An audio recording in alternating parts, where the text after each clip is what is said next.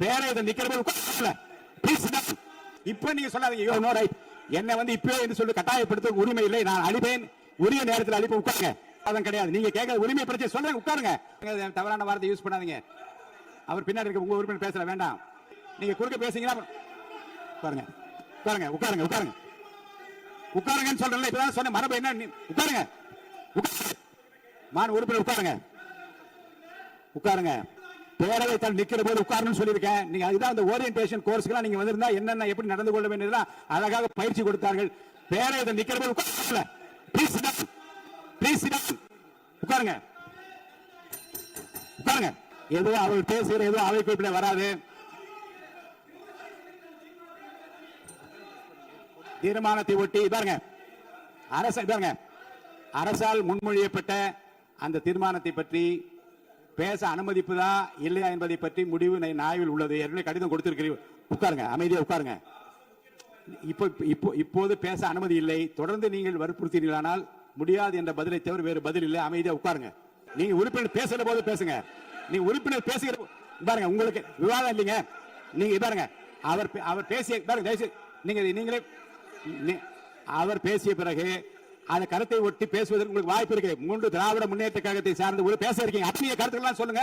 இப்படி பண்ணுங்க, அப்படி பண்ணுங்க, இதெல்லாம் செய்ய வேண்டும் என்று கேளுங்க. யார் வேண்டாம்னு சொல்ல இப்ப பேச முடியாது. 110 விதியின் கீழ் அறிக்கை படித்த பிறகு விவாதம் கிடையாது. உட்காருங்க. மாண்பு உறுப்பினருக்கான சிலவற்றை நான் வெளியே கேட்கிறேன்.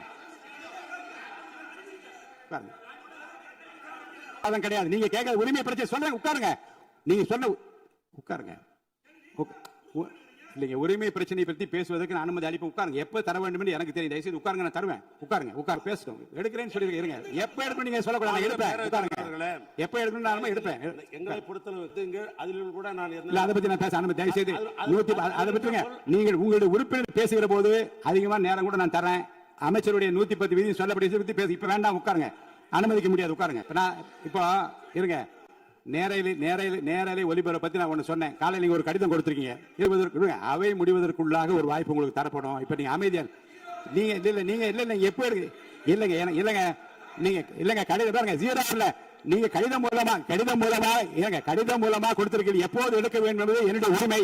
நான் எப்போது எடுத்துக்கொள்ள வேண்டாம் எடுத்துக்கொள்வேன். இன்று அவை முடிவதற்குள்ளாக அதை பற்றி விவரம் கொடுக்க வாய்ப்பு. இப்ப நீங்க சொல்லாதீங்க. என்ன வந்து இப்பவே என்று சொல்லி கட்டாயப்படுத்த உரிமை இல்லை. நான் அழிப்பேன், உரிய நேரத்தில் அளிப்பு. உட்காருங்க. 0 அவர் கிடையாது. அலுவல் ஆய்வுக்குள்ள 0 அவர் கொஸ்டின் அவர் கிடையாதுன்னு சொல்லியாச்சு. திரும்ப அதை பேசிக் கொண்டு அனுமதிக்க முடியாது. உரிமை பிரச்சனை பேசுவது எடுப்பேன், அனுமதிப்பேன். இன்று அவை முடிவதற்குள்ள அனுமதிப்பேன். இப்போதே எடுங்க. நீங்க வெளியே போய் பேசுங்க. எனக்கு ஒன்றும் ஆட்சி முடியாது. வெளியில என்ன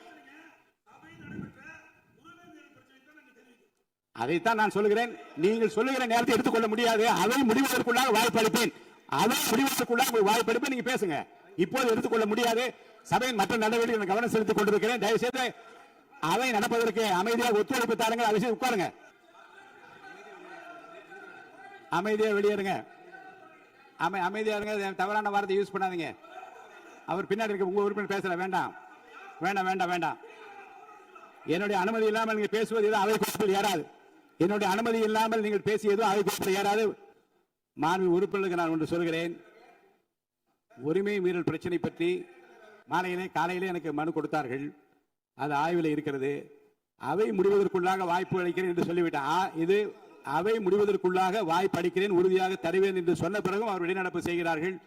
நம்மை பொறுத்த வரைக்கும் இந்த உரிமை வெளியில வந்து கோஷம் போடுகின்றவர்களை வெளியேற்றுமாறு அவை காவலரை கேட்டுக்கொள்ள. வெளியில போய் அவங்க என்ன பேசட்டும். வளாகத்துக்குள்ள இறங்க குரல் கொடுக்கூடாது. தயவுசெய்து வெளியே போக சொல்லுங்க. வெளியே அனுப்புமாறு கேட்டுக்கொள்கிறேன். போங்க.